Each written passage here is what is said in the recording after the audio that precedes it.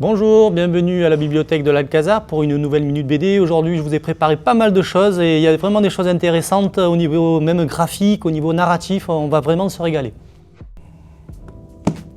Sanglier de Lisa Blumen. Alors on connaît Lisa Blumen par ses récits originaux. Je rappelle ses œuvres précédentes, Avant l'oubli, Astra Nova. Là, on suit ce personnage qui est sur la couverture, qui s'appelle Nina, qui est une influenceuse dans le domaine du maquillage. On la voit donc faire ses vidéos pour tester les produits, prodiguer des conseils. Mais au-delà de ça, on se rend compte au fil du récit qu'elle est seule, quoi. Ça souligne vraiment, tout le récit souligne la solitude de Nina, mais aussi la solitude que le numérique engrange.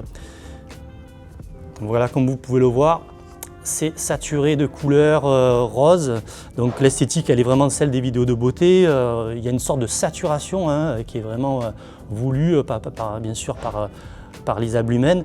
Et il y a aussi pas mal de planches muettes et ça aussi, je le rappelle, ça souligne notamment sur cette double page là la solitude de Nina et la solitude numérique.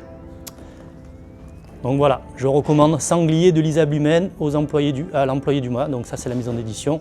Et la question est posée, qui sont les sangliers? Gary Gary de Hugues Micol aux éditions Cornelius, dans la collection, la très belle collection Solange, vous voyez que c'est toujours très bien soigné au niveau de l'œuvre avec la tranche tissu, là c'est vraiment beau, c'est un beau pavé aussi de 300 pages. Donc on est plongé dans une aventure complètement haletante. Dans un Japon médiéval. Mais le Japon médiéval de Hugues Micol, c'est celui, il est complètement, sa vision du Japon, elle est complètement fantasmée, elle est absurde. On y croise des batraciens géants, on y croise des poissons mutants, des yokai polymorphes, bref, véritable, une encyclopédie de l'absurde médiéval vu par Hugues Micol. Le dessin, comme vous pouvez le voir, est totalement renversant, il fourmille de détails. Et puis, moi j'ai beaucoup aimé aussi les cadrages vertigineux dans les scènes, notamment lors des scènes de combat. Bref, j'ai été complètement bluffé par ce récit qui est entièrement muet. Donc Gary Gary de Hugues Micol aux éditions Cornelius.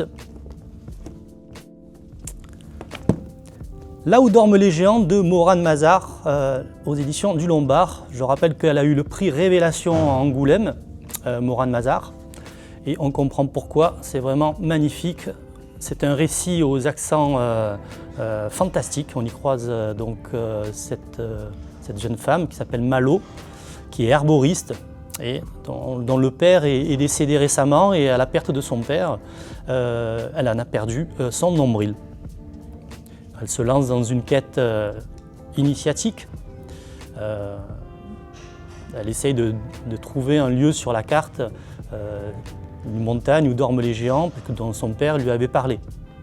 Et donc voilà, elle part dans une quête initiatique, mais nous, c'est un véritable voyage graphique qui nous est proposé, avec vraiment ce talent de coloriste de Morane Mazar. Le dessin est très sensuel et puis aussi très sensoriel. Un véritable régal, notamment les pages de garde aussi, regardez ça, c'est beau. Donc Là où dorment les géants de Morane Mazar. Elio de Cometa, qu'on avait d'ailleurs reçu il y a quelques années à la bibliothèque.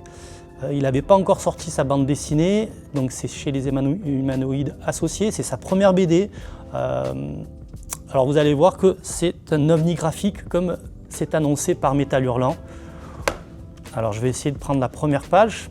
Voilà, donc ça c'est le spationaute que l'on suit dans son voyage spatial. Il va atterrir sur une planète à la recherche d'un artefact.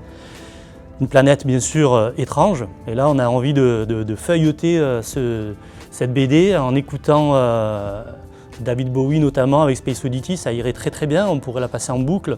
Le récit est totalement muet. Et vous pouvez voir que ça sent bon l'hommage et la célébration, notamment de gros clins d'œil à Möbius et à tout l'univers de Philippe Drouillet. Le scénario est vraiment habilement construit, on le lit d'une seule traite et graphiquement on en prend plein les yeux. Donc on se languit de voir ce que va faire par la suite Eli Huyo.